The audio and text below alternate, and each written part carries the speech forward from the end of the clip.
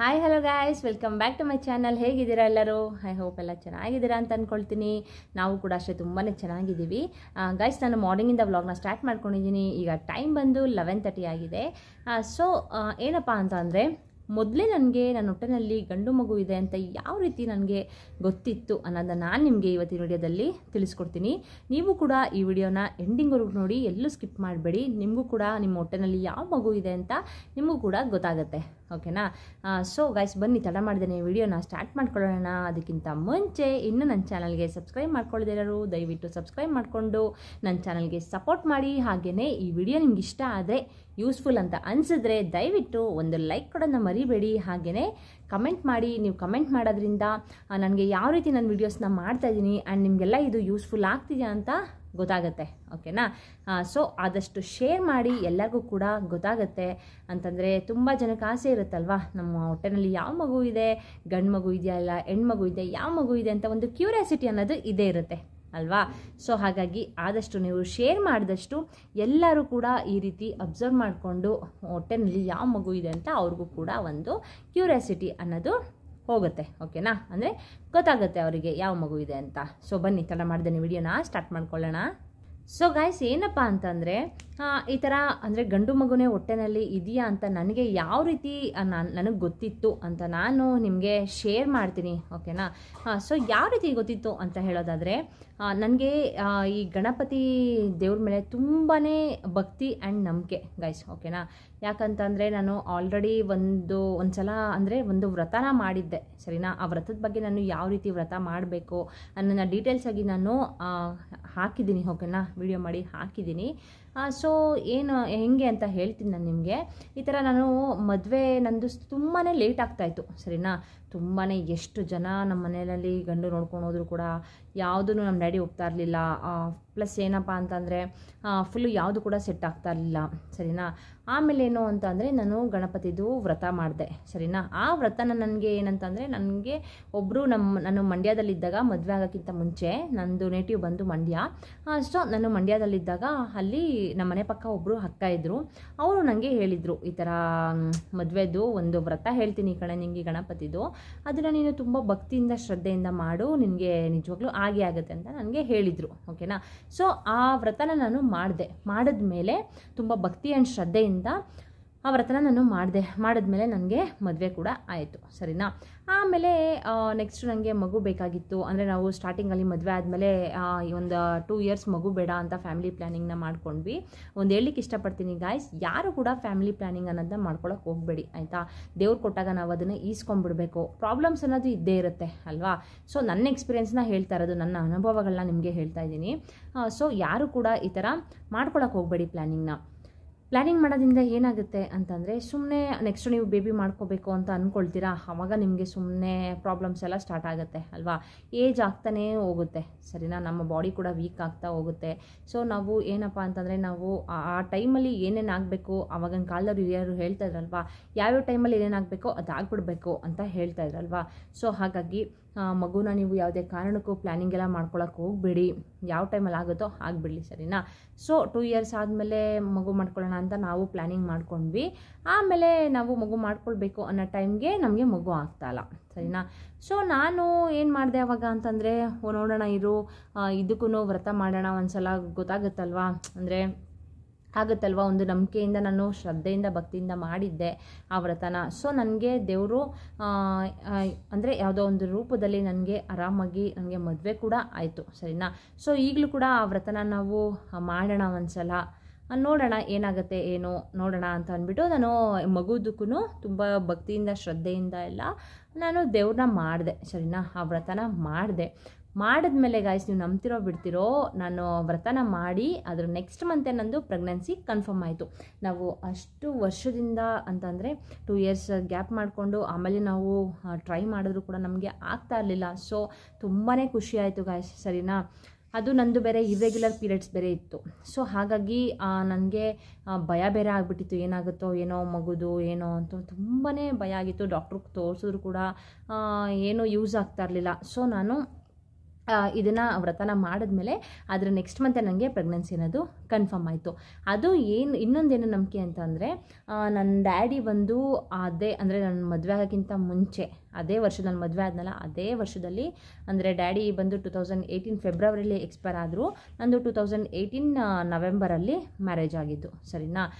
So ಅದೊಂದು ನನಗೆ ತುಂಬಾ ಆಸೆ ಇತ್ತು, ನಮ್ಮ ಡ್ಯಾಡಿನೇ ನನ್ನ ಹೊಟ್ಟೆಲಿ ಹುಟ್ಟು ಬರಬೇಕು ಅಂತ ತುಂಬ ಸಲ ನಾನು ದೇವ್ರನ್ನ ಬೇಡ್ಕೊಳ್ತಾ ಇದ್ದೆ, ಆಯಿತಾ. ಡ್ಯಾಡಿನೇ ಬರಬೇಕು ಅಂದರೆ ಗಂಡು ಮಗುನೇ ಆಗಬೇಕು ಅಂತ ಆ ಥರ ಏನಿರಲಿಲ್ಲ, ಯಾವ ಮಗು ಆದರೂ ಪರವಾಗಿಲ್ಲ ಅಂತ ನಾನು ಅಂದ್ಕೊಂಡಿದ್ದು. ಬಟ್ ಡ್ಯಾಡಿ ಎಕ್ಸ್ಪೈರ್ ಆಗಿದ್ರಲ್ಲ, ಸೊ ಡ್ಯಾಡಿ ಅಂದರೆ ನನಗೆ ತುಂಬಾ ಆಸೆ. ನಮ್ಮ ಡ್ಯಾಡಿ ಅಂದರೆ ತುಂಬಾ ಇಷ್ಟ, ಹೆಣ್ಮಕ್ಳಿಗೆ ಹಾಗೆ ಅಲ್ವಾ, ಅವ್ರ ಅಪ್ಪಂದಿರು ಅಂದರೆ ತುಂಬಾ ಇಷ್ಟ ಇರುತ್ತೆ. ಸೊ ಹಾಗಾಗಿ ಡ್ಯಾಡಿನೇ ಹುಟ್ಟಿ ಬರಬೇಕು ಅಂತ ನನಗೆ ತುಂಬಾ ಆಸೆ ಇತ್ತು. ಹಾಗಾಗಿ ದೇವ್ರನ್ನ ನಾನು ವ್ರತ ಮಾಡಬೇಕಾದ್ರೆ, ಗಣಪತಿ ವ್ರತ ಅದು, ಆ ವ್ರತನ ಮಾಡಬೇಕಾದ್ರೆ ದೇವರೇ ನನಗೆ ನನ್ನ ಡ್ಯಾಡಿನೇ ಹೊಟ್ಟೆಲಿ ಹುಟ್ಟು ಬರಬೇಕು, ಅದ್ರ ಜೊತೆಗೇ ಹಾಗೆಯೇ ನಿನ್ನ ಥರನೇ ಒಂದು ಪುಟ್ಟ ಗಣಪನ ನನಗೆ ಕೊಡಪ್ಪ ಅಂತ ನಾನು ವ್ರತನ ಮಾಡಿದ್ದು, ಸರಿನಾ. ಸೊ ಹಾಗಾಗಿ ನನಗೆ ಒಂದು ನಂಬಿಕೆ, ಏನೋ ಒಂದು ನನ್ನ ಡ್ಯಾಡಿನೇ ಹುಟ್ಟು ಬರ್ತಾರೆ. ಜೊತೆಗೆ ಇನ್ನೊಂದೇನಪ್ಪ ಅಂತಂದರೆ, ಈ ಥರ ನಾನು ದೇವ್ರ ಮಾಡಿದ್ದೀನಲ್ವ ವ್ರತನ, ಆ ವ್ರತನ ಒಂದು ಸಲ ಆಲ್ರೆಡಿ ಮಾಡಿದ್ದೆ ನಾನು, ಮಾಡಿ ಸಕ್ಸಸ್ ಕೂಡ ಆಗಿತ್ತು.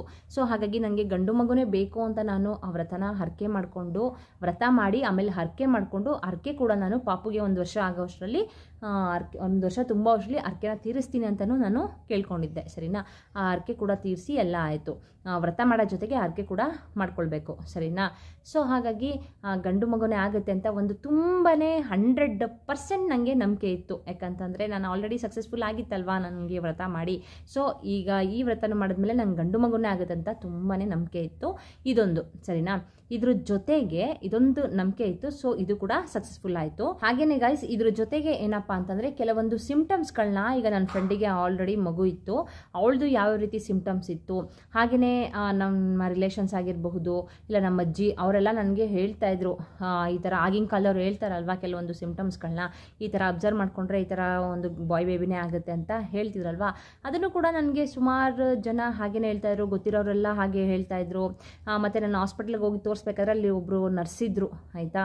ಅಂತಂದರೆ ಅವರು ಗೈನಕಾಲಜಿಸ್ಟ್ ಆ ಥರ ಅಲ್ಲ, ಬೇರೆ ಹಾಸ್ಪಿಟಲ್ಲು. ಒಂದ್ಸಲ ನನಗೆ ಫೀವರ್ ಏನೋ ಬಂದಿತ್ತು, ಸೊ ಅವ್ರ ಹತ್ರ ಹೋಗಿ ತೋರಿಸ್ಕೊಂಡು ಹಾಗೆಯೇ ಒಂದು 2 times 3 times ಅಲ್ಲೇ ಹೋಗಿದ್ದೆ.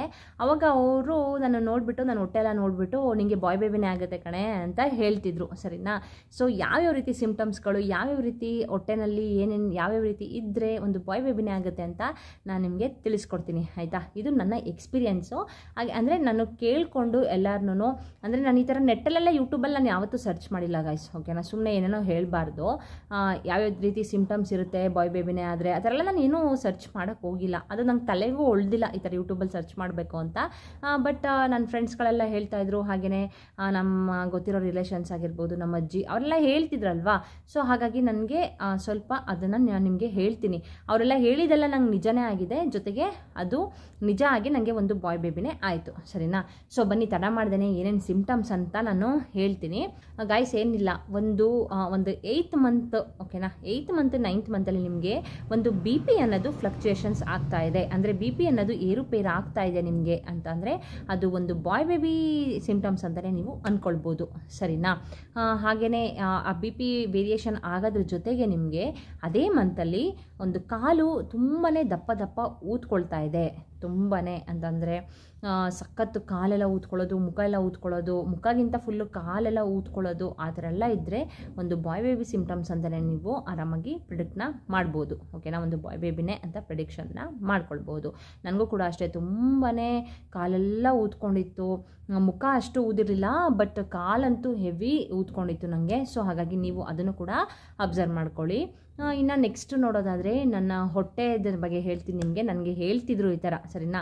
ಹೊಟ್ಟೆ ಏನಂದರೆ ಗಾಯ್ಸ್, ನಿಮಗೆ ಲಾಸ್ಟಲ್ಲಿ ಅಂತಂದರೆ ಒಂದು 7 ಮಂತ್ ಕಂಪ್ಲೀಟ್ ಆಗಿ 8 ಮಂತ್ಸ್ ರನ್ನಿಂಗಲ್ಲಿ ಇರ್ತೀರ ನೋಡಿ, ಆವಾಗ 8 ಮಂತ್ಸ್ ರನ್ನಿಂಗಲ್ಲಿ ನಿಮ್ಮ ಹೊಟ್ಟೆ ಬಂದು ಫುಲ್ಲು ಡೌನ್ ಬಂದುಬಿಟ್ಟಿದೆ, ಸರಿನಾ. ಇದನ್ನು ನಮ್ಮ ಅತ್ತೆ ನನಗೆ ಹೇಳಿದ್ದು, ಆಯಿತಾ. ನೀನು ಹೊಟ್ಟೆ ನೋಡಿದ್ರೆ ಫುಲ್ಲು ಡೌನ್ ಬಂದಿದೆ, ನಿಮಗೆ ಗಂಡು ಮಗುನೇ ಆಗುತ್ತೆ ಕಣೆ, ಅಕಸ್ಮಾತ್ ಹೆಣ್ಣು ಮಗು ಏನಾದರೂ ಇದ್ದರೆ ಹೊಟ್ಟೆ ಬಂದು ಫುಲ್ ಮೇಲ್ಗಡೆ ಇರುತ್ತೆ, ನಿಂದು ಫುಲ್ಲು ಇನ್ನೇನೋ ಡೆಲಿವರಿ ಆಗಿಬಿಡುತ್ತೇನೋ ಅನ್ನೋ ರೀತಿ ಫುಲ್ಲು ಡೌನ್ ಬಂದುಬಿಟ್ಟಿದೆ. ಸೊ ಹಾಗಾಗಿ ನಿಮಗೆ ಒಂದು ಬಾಯ್ ಬೇಬಿನೇ ಆಗುತ್ತೆ ಕಣೆ ಅಂತ ಹೇಳ್ತಿದ್ರು ನಮ್ಮತ್ತೆ. ಸೊ ಹಾಗಾಗಿ ನಾನು ಹೌದಾ ಅಂತ ಅಂದ್ಕೊಳ್ತಿದ್ದೆ. ಸೊ ಫೈನಲಿ ಹಾಗೆ ಆಯಿತು. ಒಂದು ಹೊಟ್ಟೆ ಅನ್ನೋದು ಗಾಯ್ಸ್ ನಿಮಗೆ 8 ಮಂತ್ಸಲ್ಲಿ ನಿಮಗೆ ಫುಲ್ಲು ಡೌನ್ ಬಂದುಬಿಟ್ಟಿದೆ, ಓಕೆನಾ. ಫುಲ್ಲು ಅಂತಂದರೆ ಮೇಲ್ಗಡೆ ಫುಲ್ಲು ಹೊಟ್ಟೆ ಇಲ್ಲ, ಮೇಲ್ಗಡೆ ಏನಾದರೂ ನಿಮಗೆ ಹೊಟ್ಟೆ ಇದ್ದರೆ ಚೆಸ್ಟಿಗೆ ಅದು ಟಚ್ ಆಗ್ತಾ ಇರುತ್ತೆ, ಸರಿನಾ. ಫುಲ್ ಡೌನ್ ಬಂದಿದೆ ಅಂತಂದರೆ ಅದು ಒಂದು ಬಾಯ್ ಬೇಬಿ ಸಿಂಪ್ಟಮ್ಸ್ ಅಂತಲೇ ನೀವು ಆರಾಮಾಗಿ ಅಂದ್ಕೊಳ್ಬಹುದು, ಸರಿನಾ. ಅದನ್ನು ನೀವು ಅಬ್ಸರ್ವ್ ಮಾಡ್ಕೊಳ್ಳಿ. ಹೊಟ್ಟೆ ಫುಲ್ ಡೌನ್ ಬಂದಿದೆ, ಒಂದು ಬಾಯ್ ಬೇಬಿನೇ ಆಗುತ್ತೆ, ಸರಿನಾ. ಇನ್ನು ನೆಕ್ಸ್ಟು ಬಂದರೆ ಆ ಹೊಟ್ಟೆ ಮೇಲೆ, ಓಕೆನಾ, ಆ ಬೆಲ್ಲಿಯಿಂದ ಒಂದು ಚೆಸ್ಟಿಂದ ಬೆಲ್ಲಿವರೆಗೆ, ಬೆಲ್ಲಿಯಿಂದ ಫುಲ್ಲು ಡೌನ್ವರೆಗೆ ಒಂದು ಡಾರ್ಕಾಗಿ ಒಂದು ಲೈನ್ ಅನ್ನೋದು ಬ್ಲ್ಯಾಕ್ ಕಲರ್, ಬ್ಲ್ಯಾಕ್ ಬ್ರೌನಿಷ್ ಎರಡು ಮಿಕ್ಸ್ ಆಗಿ ಒಂದು ಲೈನ್ ಅನ್ನೋದು ಒಂದು ಫಾರ್ಮೇಷನ್ ಆಗುತ್ತೆ, ಸರಿನಾ. ಅದನ್ನು ಅಬ್ಸರ್ವ್ ಮಾಡ್ಕೊಳ್ಳಿ. ಆ ಲೈನ್ ಅನ್ನೋದು ತುಂಬಾ ತಿಕ್ಕಾಗಿರುತ್ತೆ. ತಿನ್ನಾಗಿದ್ರೆ ಅದು ಅಂದರೆ ಎಲ್ಲರಿಗೂ ಬರುತ್ತೆ ಆ ಲೈನು, ಬಟ್ ತುಂಬಾ ತಿಕ್ಕಾಗಿದೆ, ಹಾಗೆ ಸ್ಟ್ರೈಟ್ ಇದೆ ಅಂತಂದರೆ ಅದು ಒಂದು ಬಾಯ್ ಬೇಬಿ ಸಿಂಪ್ಟಮ್ಸ್ ಅಂತಲೇ ಹೇಳ್ಬೋದು, ಸರಿನಾ. ಅಕಸ್ಮಾತ್ ಫುಲ್ಲು ಅದು ತಿನ್ನಾಗಿದೆ, ಫುಲ್ ಕರ್ವಾಗಿದೆ ಅಂತ ಅಂದರೆ ಅದು ಒಂದು ಗರ್ಲ್ ಬೇಬಿ ಆಗುತ್ತೆ ಅಂತ ನಾವು ಪ್ರೆಡಿಕ್ಷನ್ನ ಮಾಡ್ಕೊಳ್ಬೋದು, ಸರಿನಾ. ನನಗೂ ಅಷ್ಟೇ ಆ ಲೈನ್ ಅನ್ನೋದು ತುಂಬಾ ಹೆವಿ ಡಾರ್ಕ್, ಎಷ್ಟು ಡಾರ್ಕ್ ಇತ್ತು ಅಂದರೆ ಗಾಯ್ಸ್ ಅದು ತುಂಬಾ ಡಾರ್ಕ್ ಆಗಿತ್ತು. ಅದನ್ನು ನನ್ನ ಫ್ರೆಂಡ್ ನನಗೆ ಹೇಳ್ತಾ ಇದ್ಲು, ನೀನು ಹೊಟ್ಟೆ ಮೇಲೆ ಥರ ಲೈನ್ ಬಂದಿದೆಯಾ, ನೋಡು ಒಂದ್ಸಲ, ತುಂಬ ಡಾರ್ಕ್ ಆಗಿದ್ದರೆ ಈ ಥರ ಒಂದು ಬಾಯ್ ಬೇಬಿ ಆಗುತ್ತೆ ಕಣೆ ಅಂತ ಹೇಳ್ತಿದ್ಲು ನನಗೆ. ಸೊ ಅದು ನನಗೆ ಫುಲ್ಲು ಡಾರ್ಕ್ ಆಗಿತ್ತು, ನಾನು ಅದನ್ನು ಅಬ್ಸರ್ವ್ ಮಾಡಿಕೊಂಡೆ. ಅದನ್ನು ಲೀನಿಯಾ ನಿಗ್ರಾ ಅಂತ ಕರೀತಾರೆ, ಸರಿನಾ. ಅಂದರೆ ನಮ್ಮ ಬಾಡಿನಲ್ಲಿ ಒಂದು ಈಸ್ಟ್ರೋಜನ್ ಮತ್ತು ಒಂದು ಪ್ರೊಜೆಸ್ಟ್ರಾನ್ ಅಂತ ಒಂದು ಹಾರ್ಮೋನ್ ನಮ್ಮದು ಪ್ರೆಗ್ನೆನ್ಸಿ ಕನ್ಫರ್ಮ್ ಆದಮೇಲೆ ಒಂದು ಹಾರ್ಮೋನ್ ನಮ್ಮ ಬಾಡಿನಲ್ಲಿ ಉತ್ಪತ್ತಿ ಆಗುತ್ತೆ, ಸರಿನಾ. ಅದರಿಂದ ಅದೊಂದು ಲೈನ್ ಅನ್ನೋದು ಒಂದು ಫಾರ್ಮೇಷನ್ ಆಗುತ್ತೆ, ಸರಿನಾ. ಸೊ ಹಾಗಾಗಿ ಆ ಲೈನಿಂದ ಒಂದು ಬಾಯ್ ಬೇಬಿನೇ ಆಗುತ್ತೆ ಅಂತ ನಾವು ಆರಾಮಾಗಿ ಪ್ರಿಡಿಕ್ಷನ್ನ ಮಾಡ್ಕೊಳ್ಬಹುದು. ಅದ್ರ ಜೊತೆಗೆ ಏನಂದರೆ ಗಾಯ್ಸ್, ಆ ಲೈನ್ ಇದ್ದರೆ ಮಗುಗೇನಾದರೂ ಪ್ರಾಬ್ಲಮ್ ಆಗುತ್ತಾ ಅಂತ ನೀವು ಕೇಳೋದಾದರೆ ಎಂಥದ್ದು ಪ್ರಾಬ್ಲಮ್ ಆಗಲ್ಲ ಗಾಯ್ಸ್, ಸರಿನಾ. ಆ ಲೈನ್ ಏನಾಗುತ್ತೆ ಅಂದರೆ ಆಫ್ಟರ್ ಡೆಲಿವರಿ ನಿಮಗೆ ಅದು ಹೊರಟೋಗ್ಬಿಡುತ್ತೆ. ನನಗೆ ಎಷ್ಟು ಡಾರ್ಕ್ ಆಗಿತ್ತು ಅಂತಂದರೆ ತುಂಬಾ ಡಾರ್ಕ್ ಆಗಿತ್ತು, ಬಟ್ ಇವಾಗ ನನಗೆ ಅದು ಯಾವುದೇ ರೀತಿ ಲೈನ್ಸ್ ಅದು ಇಲ್ಲ, ಇವಾಗ ಫುಲ್ ಲೈಟಾಗೂ ಇಲ್ಲ, ಏನಿಲ್ಲ, ಫುಲ್ಲು ಹೊರಟೋಗಿದೆ. ಸೊ ಹಾಗೆಯೇ ನಿಮಗೆ ಹೊರಟೋಗ್ಬಿಡುತ್ತೆ ಅದು. ಅದರಿಂದ ನಿಮಗೆ ನಿಮ್ಮ ಮಗುಗಾಗಲಿ ಇಲ್ಲ ಇನ್ನು ಬೇರೆದಾಗಲಿ ಏನು ಕೂಡ ತೊಂದರೆ ಆಗೋಲ್ಲ. ಏನು ಹೆದರ್ಕೊಳ್ಳೋಕೆ ಹೋಗಬೇಡಿ, ಎಲ್ಲರಿಗೂ ಲೈನ್ ಬಂದೇ ಬರುತ್ತೆ. ಬಟ್ ತುಂಬ ಡಾರ್ಕ್ ಆಗಿದೆ, ಅದು ಡಾರ್ಕ್ ಆಗಿದ್ದರೆ ಅಕಸ್ಮಾತು ಅದು ಒಂದು ಬಾಯ್ ಬೇಬಿ ಅಂತ ನೀವು ಆರಾಮಾಗಿ ತಿಳ್ಕೊಳ್ಬಹುದು, ಓಕೆನಾ. ಇನ್ನು ನೆಕ್ಸ್ಟ್ ನೋಡೋದಾದರೆ ಒಂದು ಬೇಬಿ ಮೂಮೆಂಟ್ಸು, ಸರಿನಾ. ಆಲ್ಮೋಸ್ಟ್ ಗೈಸ್ ನನಗೆ ತುಂಬಾ ಕ್ವಶನ್ಸ್ ಅದೇ ಬರ್ತಾ ಇರೋದು, ನಿಮ್ಮ ಬಾಯ್ ಬೇಬಿದ್ದಲ್ವಾ, ನಿಮ್ಮ ಬಾಯ್ ಬೇಬಿದು ಮೂಮೆಂಟ್ಸ್ ನಿಮಗೆ ಯಾವ ಕಡೆ ಜಾಸ್ತಿ ಇತ್ತು ಅಕ್ಕ, ಯಾವ ಕಡೆ ಜಾಸ್ತಿ ಇತ್ತು ಅಂತ ಈ ಥರ ನನಗೆ ಆಲ್ಮೋಸ್ಟ್ ಕ್ವಶನ್ಸು ಬರ್ತಾನೇ ಇದೆ. ನಾನು ಆಲ್ರೆಡಿ ಒಂದು ವಿಡಿಯೋದಲ್ಲಿ ಹೇಳಿದ್ದೀನಿ, ಅಂದರೂ ಕೂಡ ನನಗೆ ಅದದೇ ಕ್ವಶನ್ಸ್ ಬರ್ತಾನೆ ಇದೆ. ಅಂದರೆ ಹೊಸ್ದಾಗಿ ಯಾರು ನೋಡೋರು ಇರ್ತಾರಲ್ವಾ ಚಾನಲ್ನ, ಅಂದರೆ ಆ ವಿಡಿಯೋ ನೋಡಿರೋದಿಲ್ಲ ಹೊಸೊಬ್ರು, ಈ ವಿಡಿಯೋ ನೋಡಿರ್ತಾರೆ. ಸೊ ಹಾಗಾಗಿ ಕೇಳ್ತಾರೆ. ಹಾಗಾಗಿ ಏನಪ್ಪ ಅಂತಂದರೆ ನನಗೆ ಬಂದು ನನ್ನ ಬಾಯ್ ಬೇಬಿದು ಮೂಮೆಂಟ್ಸ್ ಬಂದು ಹೆವಿ ಜಾಸ್ತಿ ರೈಟ್ ಸೈಡ್ ಇತ್ತು, ಸರಿನಾ. ನನಗೆ ರೈಟ್ ಸೈಡ್ ಮಲ್ಕೊಳ್ಳಿಕ್ಕೆ ಆಗ್ತಾ ಇರಲಿಲ್ಲ, ಫುಲ್ಲು ಕಿಕ್ಕಿಂಗ್ ಮಾಡ್ತಾಯಿದ್ದ ನನ್ನ ಮಗ. ನಾನು ರೈಟ್ ಸೈಡ್ ಒಂದು 2 ಮಿನಿಟ್ಸು ಮಲಗ್ತಾ ಇರಲಿಲ್ಲ, ಆಗ್ತಾನೆ ಇರಲಿಲ್ಲ ನನಗೆ. ಫುಲ್ ಹಿಂಗೆ ತಿರಿಕೊಂಡ್ರೆ ಸಾಕು ಫುಲ್ಲು ಓದಿವ, ನನಗೆ ಹೆವಿ ಮೂಮೆಂಟ್ಸು ಜಾಸ್ತಿ ನನಗೆ. ಬಟ್ ಲೆಫ್ಟ್ ಸೈಡ್ ಆ ರೀತಿ ಏನಿರಲಿಲ್ಲ ನನಗೆ, ಲೆಫ್ಟ್ ಸೈಡು ಆರಾಮಾಗಿ ಮಲ್ಕೊಳ್ತಾ ಇದ್ದೆ, ಬಟ್ ಸ್ಟ್ರೈಟ್ ಎಲ್ಲ ಮಲ್ಕೋ ಹಾಗಿರಲಿಲ್ಲ ಅಲ್ವಾ. ಸೊ ಹಾಗಾಗಿ ಲೆಫ್ಟ್ ಸೈಡ್ ಜಾಸ್ತಿ ಮಲ್ಕೊಳ್ತಾ ಇದ್ದೆ, ರೈಟ್ ಸೈಡ್ ನಾನು ಅಷ್ಟೊಂದು ಮಲಗ್ತಾ ಇರಲಿಲ್ಲ. ಒಂದು 5 ನಿಮಿಷ ಕೂಡ ನನಗೆ ಮಲ್ಕೊಳ್ಳೋಕ್ಕಂತೂ ಬಿಡ್ತಾ ಇರಲಿಲ್ಲ ಇವನು, ಫುಲ್ಲು ಕಿಕ್ಕಿಂಗ್ ಮಾಡ್ತಾ ಇದ್ದ, ಸಖತ್ ಓದಿತಾ ಇದ್ದ. ಸೊ ನಿಮಗೆ ಒಂದು ಬೇಬಿ ಮೂಮೆಂಟ್ಸ್ ಅನ್ನೋದು ಜಾಸ್ತಿ ರೈಟ್ ಸೈಡ್ ಇದೆ ನಿಮಗೆ ಅಂತ ಅಂದರೆ ಅದು ಒಂದು ಬಾಯ್ ಬೇಬಿ ಸಿಂಪ್ಟಮ್ಸ್ ಅಂತಲೇ ನೀವು 100% ನೀವು ಒಂದು ಬಾಯ್ ಬೇಬಿನೇ ಅಂತ ನೀವು ತಿಳ್ಕೊಳ್ಬಹುದು, ಸರಿನಾ. ಅದನ್ನು ಕೂಡ ನೀವು ಅಬ್ಸರ್ವ್ ಮಾಡ್ಕೊಳ್ಳಿ ಆರಾಮಾಗಿ. ಸೊ ಇನ್ನು ನೆಕ್ಸ್ಟ್ ನೋಡೋದಾದರೆ ನಿಮ್ಮ ಫೇಸ್ ಏನಾಗುತ್ತೆ ಅಂದರೆ ಗಾಯ್ಸ್, ಈಗ ಹೆಣ್ಮಗು ಏನಾದರೂ ಹೊಟ್ಟೆನಲ್ಲಿ ಇದ್ದರೆ ಆ ಹೆಣ್ಮಗು ಬಂದು ಲಕ್ಷಣನ ತಗೊಬಿಡುತ್ತೆ, ಬಟ್ ಗ್ಲೋನೆಸ್ ಆಗೇ ಇರುತ್ತೆ ಅಂತ ಹೇಳ್ತಾರೆ, ಸರಿನಾ. ಬಟ್ ಬಾಯ್ ಬೇಬಿ ಏನಾದರೂ ಹೊಟ್ಟೆನಲ್ಲಿ ಇದ್ದರೆ ಇದು ಫೇಸು ಫುಲ್ಲು ಬ್ಲ್ಯಾಕ್ ಆಗಿಬಿಡುತ್ತೆ, ಲಕ್ಷಣ ಮಾತ್ರ ಹಾಗೆ ಇರುತ್ತೆ. ನನಗಂತೂ ಹೇಗಾಗಿತ್ತು ಅಂದರೆ ಗಾಯ್ಸ್ ನೋಡಿ, ಇವಾಗ ಇಲ್ಲೆಲ್ಲ ಫುಲ್ಲು ಕಲರ್ ಇದೆ ಅಲ್ವಾ, ಬಟ್ ನನಗೆ ಇಲ್ಲೆಲ್ಲ ಫುಲ್ಲು ಬ್ಲ್ಯಾಕು, ಈ ಕಣ್ಣತ್ರ ಅಂತೂ dark circle, full dark circle, ಇಲ್ಲೆಲ್ಲ ಬ್ಲ್ಯಾಕು, ಇಲ್ಲೆಲ್ಲ ಬ್ಲ್ಯಾಕು, ಮತ್ತು ಇಲ್ಲಿ ಲಿಪ್ಸ್ ಹತ್ರ ಎಲ್ಲ ಬ್ಲ್ಯಾಕು, ಕತ್ತತ್ರ ಅಂತೂ ಇಲ್ಲೆಲ್ಲ ಫುಲ್ಲು ಕೇಳ ಹಾಗೆ ಇಲ್ಲ, ಅಷ್ಟು ಬ್ಲ್ಯಾಕು. ಹಿಂದೆ ಎಲ್ಲ ಹೆವಿ ಒಂಥರ ಬೂದಿ ಥರ ಅಷ್ಟು ಸಖತ್ ಹೆವಿ ಬ್ಲ್ಯಾಕ್ ಆಗಿಬಿಟ್ಟಿತ್ತು. ಫೇಸ್ ಅಂತೂ ಕೇಳೋ ಹಾಗೆ ಇಲ್ಲ, ಫುಲ್ಲು ಬ್ಲ್ಯಾಕ್ ಆಗಿಬಿಟ್ಟಿತ್ತು, ಒಂಚೂರು ಕಲರ್ ಅನ್ನೋದೇ ಇರಲಿಲ್ಲ. ಬಟ್ ಲಕ್ಷಣ ನನಗೆ ಹಾಗೆ ಇತ್ತು, ಹೆವಿ ಬ್ಲ್ಯಾಕ್ ಆಗಿತ್ತು. ಸೊ ಒಂದು ಬಾಯ್ ಬೇಬಿ ಏನಾದರೂ ಇದ್ದರೆ ನಿಮಗೆ ನಿಮ್ಮ ಫೇಸ್ ಅಂತೂ ಫುಲ್ಲು ಬ್ಲ್ಯಾಕ್ ಆಗುತ್ತೆ ಗೈಸ್. ಇದನ್ನಂತೂ 100ಗೆ 200% ಬರ್ಕೊಡ್ತೀನಿ. ಈ ಬೇಬಿ ಮೂಮೆಂಟ್ಸು ಪ್ಲಸ್ ಅದು ಹೊಟ್ಟೆ ಮೇಲೆ ಲೈನು ಪ್ಲಸ್ ಈ ಥರ ಫೇಸು ಬ್ಲ್ಯಾಕು. ನನ್ನ ಫ್ರೆಂಡ್ಸ್ಗೂ ಕೂಡ ಯಾರ್ಯಾರಿಗೆ ಬಾಯ್ ಬೇಬಿ ಆಗಿದೆ ಅವ್ರಿಗೆಲ್ಲರಿಗೂ ಇದಂತೂ ಪಕ್ಕಾ ಇದ್ದೇ ಇದೆ, ಸರಿನಾ. ಈಗ ನಾನು ಹೇಳ್ತಿದ್ದೀನಲ್ಲ ಅದೆಲ್ಲನೂ ಇದೆ, ಬಟ್ ತುಂಬ ಜಾಸ್ತಿಯಾಗಿ ನಾವು ಅಬ್ಸರ್ವ್ ಮಾಡಬೇಕು ಅಂತಂದರೆ ಒಂದು ಬೇಬಿ ಮೂಮೆಂಟ್ಸ್ ಆಗಿರಬಹುದು, ಫೇಸ್ ಬ್ಲ್ಯಾಕ್ ಆಗಿರಬಹುದು, ಪ್ಲಸ್ ಹೊಟ್ಟೆ ಮೇಲ್ಭಾಗದ ಲೈನ್ ಅಂತ ಹೇಳಿದ್ನಲ್ಲ ಅದು, ಪ್ಲಸ್ ಹೊಟ್ಟೆ ಫುಲ್ಲು ಡೌನ್ ಇರೋದು. ಇಷ್ಟು ನೀವು ಪಕ್ಕಾ ನೀವು 100ಗೆ 200% ಒಂದು ಬಾಯ್ ಬೇಬಿನೇ ಅಂತ ನೀವು ಪ್ರಿಡಿಕ್ಷನ್ನ ಮಾಡ್ಕೊಳ್ಬಹುದು, ಸರಿನಾ. ಆ ಥರ ನಿಮ್ಮ ಫೇಸಲ್ಲಿ ಫುಲ್ಲು ಬ್ಲ್ಯಾಕ್ ಆಗಿದೆ ಈ ಥರ ಅಂತ ಇದ್ದರೆ ಅದು ನಿಮಗೆ ಒಂದು ಬಾಯ್ ಬೇಬಿ ಸಿಂಪ್ಟಮ್ಸ್ ಅಂತಲೇ ನೀವು ಪ್ರಿಡಿಕ್ಷನ್ನ ಮಾಡ್ಕೊಳ್ಬಹುದು, ಸರಿನಾ. ಇನ್ನು ನೆಕ್ಸ್ಟು ನೋಡೋದಾದರೆ ಯೂರಿನ್ ಕಲರ್ ಬಂದು ನಿಮಗೆ ಜಾಸ್ತಿ ಡಾರ್ಕಾಗಿ ಹೋಗ್ತಾ ಇದೆ ಯೂರಿನ್ ಅಂತ ಅಂದರೆ ಅದು ಒಂದು ಬಾಯ್ ಬೇಬಿ ಸಿಂಪ್ಟಮ್ಸ್ ಅಂತಲೇ ನೀವು ಆರಾಮಾಗಿ ಅಂದ್ಕೊಳ್ಬಹುದು. ನನಗೂ ಕೂಡ ಅಷ್ಟೇ ಯೂರಿನ್ ಕಲರ್ ತುಂಬಾ ಡಾರ್ಕಾಗಿ ಹೋಗ್ತಾ ಇತ್ತು, ಅದನ್ನು ಕೂಡ ನೀವು ಅಬ್ಸರ್ವ್ ಮಾಡ್ಕೊಳ್ಳಿ. ಇನ್ನು ನೆಕ್ಸ್ಟ್ ನೋಡೋದಾದರೆ ವಾಮಿಟಿಂಗ್ ಸೆನ್ಸೇಷನ್ನು, ಆಯಿತಾ. ವಾಮಿಟಿಂಗ್ ಸೆನ್ಸೇಷನ್ನು ಹೆಣ್ಣು ಮಗು ಏನಾದರೂ ಹೊಟ್ಟೆನಲ್ಲಿ ಇದ್ದರೆ ಗಾಯ್ಸ್ ತುಂಬಾ ಹೆವಿಯಾಗಿ ವಾಮಿಟ್ ಆಗುತ್ತೆ. ನೀವೇನೇ ತಿಂದರೂ ಕೂಡ ಅದು ಫುಲ್ಲು ವಾಮಿಟ್ ಆಗುತ್ತೆ. ಬಟ್ ಗಂಡು ಮಗು ಏನಾದರೂ ಹೊಟ್ಟೆನಲ್ಲಿ ಇದ್ದರೆ ವಾಮಿಟಿಂಗ್ ಸೆನ್ಸೇಷನ್ ಅಂದರೆ ವಾಮಿಟಿಂಗ್ ಬರೋ ಥರ ಅಂತ ಅನಿಸುತ್ತೆ ಹೊರತು ಯಾವುದೇ ರೀತಿ ನಿಮಗೆ ವಾಮಿಟಿಂಗ್ ಆಗೋದಿಲ್ಲ, ಓಕೆನಾ. ನನಗೂ ಅಷ್ಟೇ, ನೀವು ನಂಬ್ತಿರೋ ಬಿಡ್ತಿರೋ, ನಾನು ಒಂದು ದಿನ ಕೂಡ ವಾಮಿಟಿಂಗ್ ಮಾಡಿಲ್ಲ ನನ್ನ ಮಗನ ಪ್ರೆಗ್ನೆನ್ಸಿನಲ್ಲಿ ಒಂದು ದಿನ ಕೂಡ ನನಗೆ ವಾಮಿಟಿಂಗ್ ಅನ್ನೋದು ಆಗೇ ಇಲ್ಲ. ಒಂದು 2 ಡೇಸ್ ಮಾತ್ರ ವಾಮಿಟ್ ಬರೋ ಥರ ಅನ್ನಿಸ್ತಿತ್ತು, ಅಷ್ಟು ಬಿಟ್ಟರೆ ನನಗೆ ಇನ್ಯಾವುದೇ ರೀತಿ ನನಗೆ ಫುಲ್ಲು ಈ ಥರ ವಾಮಿಟಿಂಗ್ ಅಂತೂ ಆಗಿಲ್ಲ, ಸರಿನಾ. ಇದನ್ನು ನೀವು ಅಬ್ಸರ್ವ್ ಮಾಡ್ಕೊಳ್ಳಿ. ಇದನ್ನು ಕೂಡ ಒಂದು ಬಾಯ್ ಬೇಬಿ ಸಿಂಪ್ಟಮ್ಸ್ ಅಂತಲೇ ನಾವು ಪ್ರಿಡಿಕ್ಷನ್ನ ಮಾಡ್ಕೊಳ್ಬಹುದು, ಸರಿನಾ. ಇನ್ನು ಗೈಸ್ ನೆಕ್ಸ್ಟು ನೋಡೋದಾದರೆ ತುಂಬಾ ನಿಮಗೆ ಹೆವಿ ಟಯರ್ಡ್ನೆಸ್ ಆಗ್ತಾ ಇದೆ ಅಂತಂದರೆ ಅದು ಒಂದು ಗರ್ಲ್ ಬೇಬಿ ಸಿಂಪ್ಟಮ್ಸ್ ಅಂತಲೇ ಹೇಳ್ಬೋದು, ಸರಿನಾ. ಈ ಬಾಯ್ ಬೇಬಿ ಏನಾದರೂ ಹೊಟ್ಟೆನಲ್ಲಿದ್ದರೆ ನಿಮಗೆ ಟಯರ್ಡ್ನೆಸ್ ಏನೂ ಅಷ್ಟು ಇರೋದಿಲ್ಲ, ತುಂಬ ಆ್ಯಕ್ಟಿವ್ ಆಗಿ ಆರಾಮಾಗಿ ಓಡಾಡಿಕೊಂಡು ಆರಾಮಾಗಿ ಇರ್ತೀರಾ, ಸರಿನಾ. ಸೊ ಒಂದು ಟಯರ್ಡ್ನೆಸ್ ಇಲ್ಲ, ನಮಗೆ ಆರಾಮಾಗಿ ಆ್ಯಕ್ಟಿವ್ ಆಗಿದ್ದೀವಿ ಅಂತ ಅಂದರೆ ಅದು ಒಂದು ಬಾಯ್ ಬೇಬಿ ಸಿಂಪ್ಟಮ್ಸ್ ಅಂತಲೇ, ಒಂದು ಬಾಯ್ ಬೇಬಿನೇ ಆಗುತ್ತೆ ಅಂತ ನೀವು ಆರಾಮಾಗಿ ಪ್ರಿಡಿಕ್ಷನ್ನ ಮಾಡ್ಕೊಳ್ಬಹುದು, ಸರಿನಾ. ಇನ್ನು ನೆಕ್ಸ್ಟು ಗೈಸ್ ಒಂದು ಸ್ಪೈಸಿ ಐಟಮ್ಸ್ನ ನೀವು ಜಾಸ್ತಿ ತಿನ್ನಬೇಕು ಅಂತ ಅನ್ನಿಸ್ತಾ ಇದೆ, ನನಗೆ ಅಷ್ಟೊಂದು ಸ್ವೀಟ್ ಇಷ್ಟ ಆಗ್ತಾ ಇಲ್ಲ, ತುಂಬ ಸ್ಪೈಸಿ ತಿನ್ನಬೇಕು ಅಂತ ಅನ್ನಿಸ್ತಾ ಇದೆ ಅಂತಂದರೆ ಅದು ಕೂಡ ಒಂದು ಬಾಯ್ ಬೇಬಿ ಲಕ್ಷಣ ಅಂತ ನಾವು ತಿಳ್ಕೊಳ್ಬೋದು, ಓಕೆನಾ. ನನಗೇನಾಯಿತು ಅಂತಂದರೆ ಫಸ್ಟು ಸ್ಟಾರ್ಟಿಂಗಲ್ಲಿ ಒಂದು 4 ಮಂತ್ಸ್ 5 ಮಂತ್ಸ್ವರೆಗೂ ನನಗೆ 5 ಮಂತ್ಸ್ವರೆಗೂ ತುಂಬಾ ಸ್ವೀಟ್ಸ್ ಆಸೆ ಆಗ್ತಾಯಿತ್ತು ನನಗೆ. ಖಾರ ಏನು ಅಷ್ಟು ಇಷ್ಟ ಆಗ್ತಿರಲಿಲ್ಲ, ಬಟ್ ಸ್ವೀಟ್ ತುಂಬಾ ಇಷ್ಟ ಆಗ್ತಾಯಿತ್ತು ನನಗೆ. ಆಫ್ಟರ್ 5 ಮಂತ್ ನನಗೆ ಹೆವಿ ಖಾರ, ಸ್ವೀಟ್ ನೋಡಿದ್ರೆ ಆಗ್ತಾ ಇರಲಿಲ್ಲ ಗೈಸ್, ಓಕೆನಾ.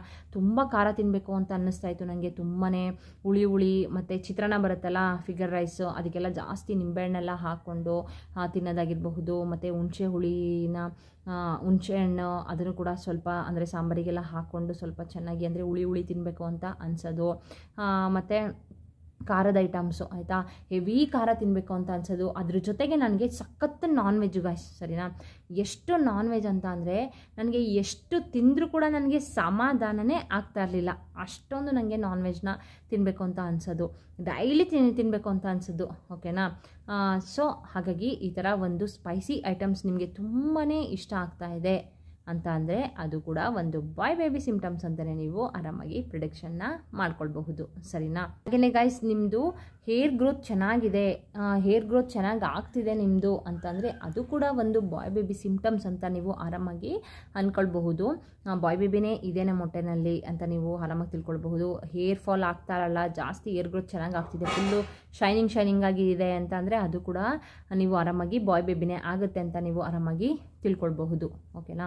ಗೈಸ್ ನೋಡಿದ್ರಲ್ಲ, ನಾನು ಇಷ್ಟು ಸಿಂಪ್ಟಮ್ಸ್ನ ಅಬ್ಸರ್ವ್ ಮಾಡಿಕೊಂಡು ನಾನು ಈ ಥರ ಅಂತಂದರೆ ಯಾರ್ಯಾರೇನೇನು ಹೇಳಿದರು ಅದನ್ನೆಲ್ಲ ಅಬ್ಸರ್ವ್ ಮಾಡಿಕೊಂಡೆ. ಸೊ ಹಾಗಾಗಿ ನನಗೆ ಗೊತ್ತಿತ್ತು ಈ ಥರ ಒಂದು ಗಂಡು ಮಗುನೇ ಆಗುತ್ತೆ, ಯಾಕಂತಂದರೆ ಆಲ್ರೆಡಿ ನನ್ನ ಫ್ರೆಂಡ್ಸ್ಗೆಲ್ಲ ಗಂಡು ಮಗು ಇದೆಯಲ್ಲ, ಅವ್ರ ಸಿಂಪ್ಟಮ್ಸ್ ಎಲ್ಲ ನನ್ನ ಜೊತೆ ಶೇರ್ ಮಾಡಿದರು.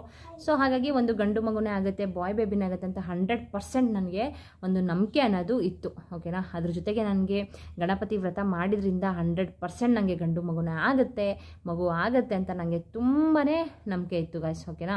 ಗೈಸ್ ಇನ್ನೊಂದೇನೆಂದರೆ ಈಗ ಸ್ಕ್ಯಾನಿಂಗ್ ರಿಪೋರ್ಟ್ಸಲ್ಲಿ ನಾನು ಆದಷ್ಟು ಶೇರ್ ಮಾಡಿದ್ದೀನಿ ಅಂತಂದರೆ, ಸೊ ಒಂದು ಬಾಯ್ ಬೇಬಿನೇ ಆಗುತ್ತೆ ಅಂತ ನಾವು ಸ್ಕ್ಯಾನಿಂಗ್ ರಿಪೋರ್ಟ್ಸಲ್ಲಿ ಯಾವ ರೀತಿ ನೋಡ್ಬೋದು ಅಂತ ನಾನು ಆಲ್ರೆಡಿ ಒಂದು ವಿಡಿಯೋ ಮಾಡಿ ಹಾಕಿದ್ದೀನಿ ಸ್ಕ್ಯಾನಿಂಗ್ ರಿಪೋರ್ಟ್ಸನ್ನು ಒಂದ್ಸಲ ಚೆಕ್ ಮಾಡಿ. ಇದರಲ್ಲಿ ಏನಂತ ಅಂದರೆ ಸ್ಕ್ಯಾನಿಂಗ್ ರಿಪೋರ್ಟ್ಸಲ್ಲಿ ಗೈಸ್ ಒಂದು ಸಿಂಪಲ್ ಆಗಿ ನಾನು ನಿಮಗೆ ಹೇಳ್ಬಿಡ್ತೀನಿ, ಸರಿನಾ. ಇದರಲ್ಲಿ ಏನಪ್ಪ ಅಂತಂದರೆ ಈಗ ಎಲ್ಲರೂ ಹೇಳ್ತಾರೆ ಪ್ಲೆಸೆಂಟಾದಿಂದ ಒಂದು ಬಾಯ್ ಬೇಬಿ ಆಗುತ್ತಾ ಅಂತ ನಾವು ಫೈಂಡ್ ಔಟ್ ಮಾಡ್ಬೋದು ಅಂತ ಸುಮಾರು ಜನ ಹೇಳ್ತಾರೆ ಅಲ್ವಾ. ಸೊ ಇದರಲ್ಲಿ ನಂದು ವಿತ್ ಪ್ರೂಫ್ನ ನಾನು ನಿಮಗೆ ತೋರಿಸ್ತೀನಿ, ಸರಿನಾ. ಇದನ್ನು ನಾನು ಒಂದು ಎಕ್ಸ್ಪ್ಲೇನ್ ಮಾಡಿದ್ದೀನಿ. ಈ ಪ್ಲೆಸೆಂಟಾ ಪೊಸಿಷನಿಂದ ಒಂದು ಬಾಯ್ ಬೇಬಿ ಆಗುತ್ತಾ ಗರ್ಲ್ ಬೇಬಿ ಆಗುತ್ತಾ ಅಂತ ಪ್ರಿಡಿಕ್ಷನ್ನ ಮಾಡಬಹುದಾ ಅಂತ ನಾನು ಆಲ್ರೆಡಿ ಒಂದು ವಿಡಿಯೋ ಮಾಡಿ ಹಾಕಿದ್ದೀನಿ. ನೋಡದೇ ಇರೋರು ಅದನ್ನು ಕೂಡ ಚೆಕ್ ಮಾಡ್ಕೊಳ್ಳಿ.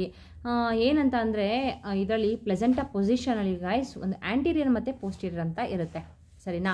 ಆ ಆ್ಯಂಟೀರಿಯರ್ ಏನಾದರೂ ಇದ್ದರೆ ಹೆಣ್ಣು ಮಗು ಆಗುತ್ತೆ, ಪೋಸ್ಟೀರಿಯರ್ ಇದ್ದರೆ ಗಂಡು ಮಗು ಆಗುತ್ತೆ ಅಂತ ಹೇಳ್ತಾರೆ ಅಲ್ವಾ. ಸೊ ಅದೆಲ್ಲ ನಿಜವಾಗ್ಲೂ ಸುಳ್ಳು ಗೈಸ್. ಪ್ಲೆಸೆಂಟಾದಿಂದ ಯಾವುದೇ ರೀತಿ ಬೇಬಿ ಜೆಂಡರ್ನ ಪ್ರಿಡಿಕ್ಷನ್ ಮಾಡಲಿಕ್ಕೆ ಆಗೋದಿಲ್ಲ, ಆಯಿತಾ. ಯಾಕಾಗಲ್ಲ ಏನು ಅಂತ ನಾನು ಆಲ್ರೆಡಿ ಒಂದು ವಿಡಿಯೋ ಮಾಡಿ ಹಾಕಿದ್ದೀನಿ, ಅದು ಪ್ಲೆಸೆಂಟ್ ಆದೇನೆ. ಅದನ್ನು ನೀವು ಒಂದ್ಸಲ ಬೇಕಾದರೆ ಚೆಕ್ ಮಾಡ್ಕೊಳ್ಳಿ, ಸರಿನಾ. ಇದರಲ್ಲಿ ನಾನು ನಿಮಗೆ ತೋರಿಸೋ ಪ್ರಕಾರ ನೋಡಿ, ಇಲ್ಲಿ ನನ್ನ ಸ್ಕ್ಯಾನಿಂಗ್ ರಿಪೋರ್ಟ್ಸ್ ಪ್ರಕಾರ ನಂದು ಇರಿ ಒಂದು ನಿಮಿಷ ತೋರಿಸ್ತೀನಿ ನೋಡಿ. ನಂದು ಎಲ್ಲ ಸ್ಕ್ಯಾನಿಂಗ್ ರಿಪೋರ್ಟ್ಸಲ್ಲೂ ಕೂಡ ಎಕ್ಸಾಂಪಲ್ ನಾನು ನಿಮಗೆ ತೋರಿಸ್ತಾ ಇರೋದು, ಸರಿನಾ. ಪ್ಲೆಸೆಂಟಾದಿಂದ ಯಾವುದೇ ರೀತಿ ನಾವು ಇದನ್ನು ಜೆಂಡರ್ ಪ್ರಿಡಿಕ್ಷನ್ನ ಮಾಡಲಿಕ್ಕೆ ಆಗಲ್ಲ ಅಂತ. ಇಲ್ಲಿ ನೋಡಿ, ಪ್ಲೆಸೆಂಟಾ ಇದು ಬಂದು ನಂದು 3 months ಸ್ಕ್ಯಾನಿಂಗ್ ರಿಪೋರ್ಟ್ಸು, ಸರಿನಾ. ಇಲ್ಲಿ ನಾನು ನಿಮಗೆ ಬ್ಯಾಕ್ ಸೈಡ್ ಕ್ಯಾಮ್ರಾದಿಂದ ತೋರಿಸ್ತೀನಿ ರೀ, ಅವಾಗ ನಿಮಗೆ ಅರ್ಥ ಆಗುತ್ತೆ ನೋಡಿ ಗಾಯ್ಸ್. ಇದು ನಂದು 3 months ಸ್ಕ್ಯಾನಿಂಗ್ ರಿಪೋರ್ಟ್ಸು 17/1/2022ನಲ್ಲಿ ನಾನು ಇದನ್ನು ಮಾಡಿಸಿರೋದು.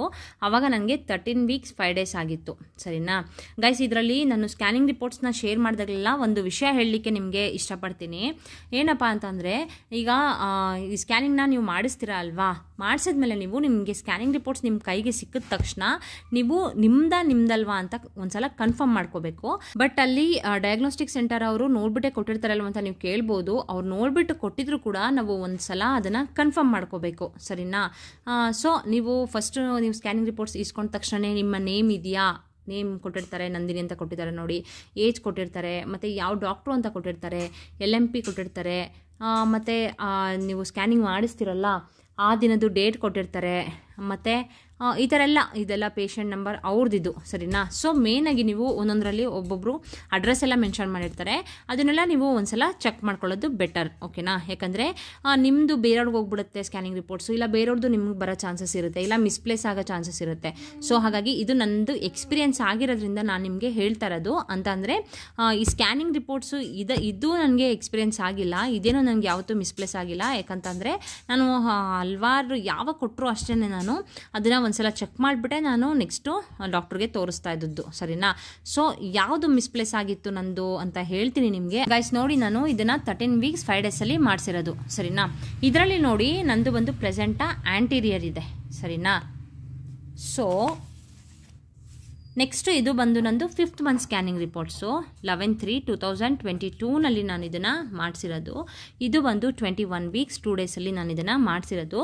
ಇದರಲ್ಲೂ ಕೂಡ ನೋಡಿ ಪ್ಲೆಸೆಂಟಾ ಆ್ಯಂಟೀರಿಯರ್ ಅಂತಲೇ ಮೆನ್ಷನ್ ಮಾಡಿದ್ದಾರೆ, ಸರಿನಾ.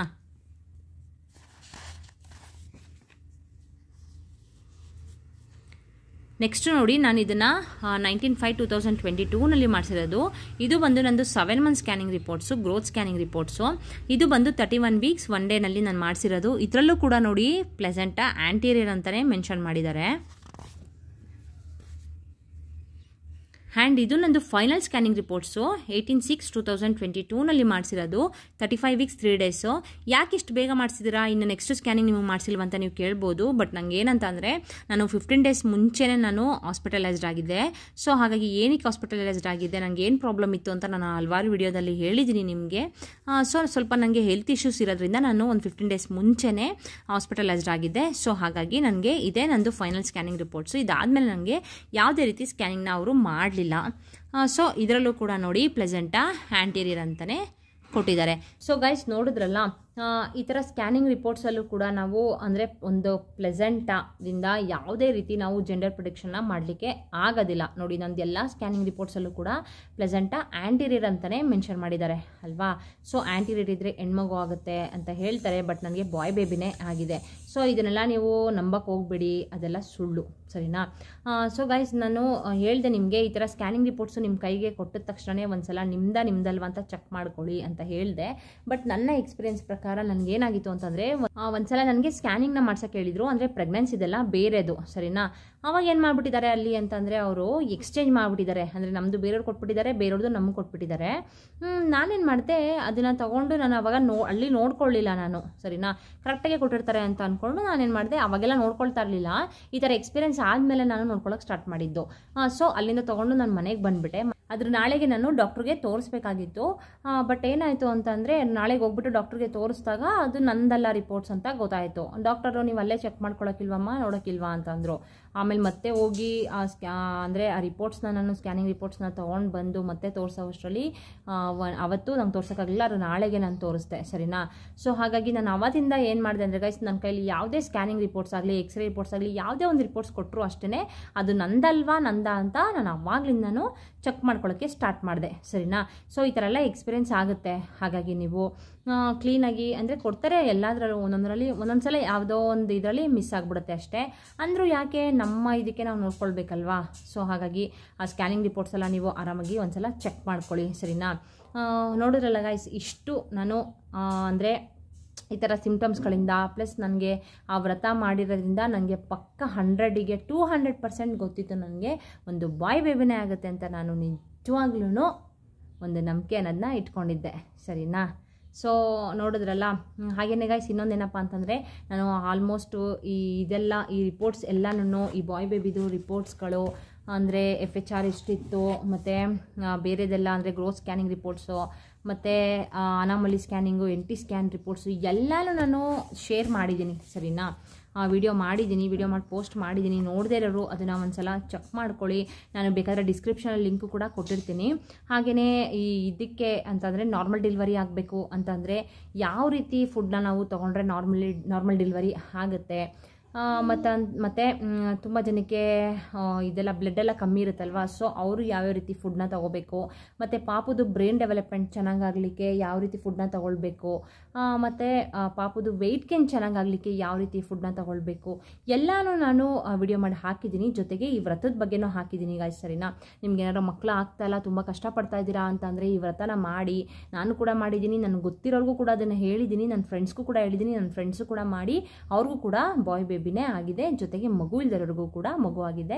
ಆ ವ್ರತದ ಬಗ್ಗೆ ಬೇಕಾದರೂ ನಾನು ನಿಮಗೆ ಡಿಸ್ಕ್ರಿಪ್ಷನಲ್ಲಿ ಲಿಂಕನ್ನ ಶೇರ್ ಮಾಡ್ತೀನಿ, ಸರಿನಾ. ಸೊ ಗೈಸ್, ನೋಡಿದ್ರಲ್ಲ, ಇಷ್ಟು ನಾನು ಆಲ್ಮೋಸ್ಟು ನನಗೇನು ಗೊತ್ತು ಅದನ್ನು ನಾನು ಶೇರ್ ಮಾಡಿದ್ದೀನಿ, ಸರಿನಾ. ನೀವು ಒಂದ್ಸಲ ಎಲ್ಲ ಚೆಕ್ ಮಾಡ್ಕೊಳ್ಳಿ. ನಿಮಗೆ ಆವಾಗ ಗೊತ್ತಾಗುತ್ತೆ ಯಾವ ಬೇಬಿ ಇದೆ ನಿಮ್ಮ ಹೊಟ್ಟೆಲಿ ಅಂತ ಅರ್ಥ ಆಗುತ್ತೆ, ಗೊತ್ತಾಗುತ್ತೆ, ಸರಿನಾ. ಓಕೆ ಗೈಸ್, ಇವತ್ತಿನ ವಿಡಿಯೋ ನಿಮಗೆ ಯೂಸ್ಫುಲ್ ಆಯಿತು ಅಂತ ಅಂದ್ಕೊಳ್ತೀನಿ. ಯೂಸ್ಫುಲ್ ಆಗಿದ್ರೆ ನಿಮಗೆ ಗೊತ್ತಲ್ಲ, ದಯವಿಟ್ಟು ಲೈಕ್ ಕೊಡೋದನ್ನ ಮರಿಬೇಡಿ. ಹಾಗೆಯೇ ಸಬ್ಸ್ಕ್ರೈಬ್ ಮಾಡ್ಕೊಳ್ಳೋರು ಸಬ್ಸ್ಕ್ರೈಬ್ ಮಾಡ್ಕೊಳ್ಳಿ. ಆದಷ್ಟು ಈ ವಿಡಿಯೋನ ಶೇರ್ ಮಾಡಿ. ತುಂಬ ಜನ ಕನ್ಫ್ಯೂಷನಲ್ಲಿರ್ತಾರೆ, ಅವ್ರಿಗೂ ಕೂಡ ಒಂದು ಕ್ಲಾರಿಟಿ ಅನ್ನೋದು ಸಿಗುತ್ತೆ, ಸರಿನಾ. ಓಕೆ ಗೈಸ್, ನೆಕ್ಸ್ಟು ಹೊಸ ವಿಡಿಯೋದೊಂದಿಗೆ ಸಿಗ್ತೀನಿ, ಒಂದು ಹೊಸ ಯೂಸ್ಫುಲ್ ವಿಡಿಯೋದೊಂದಿಗೆ ಸಿಗ್ತೀನಿ. ಅಲ್ಲಿವರೆಗೂ bye bye, see you, take care.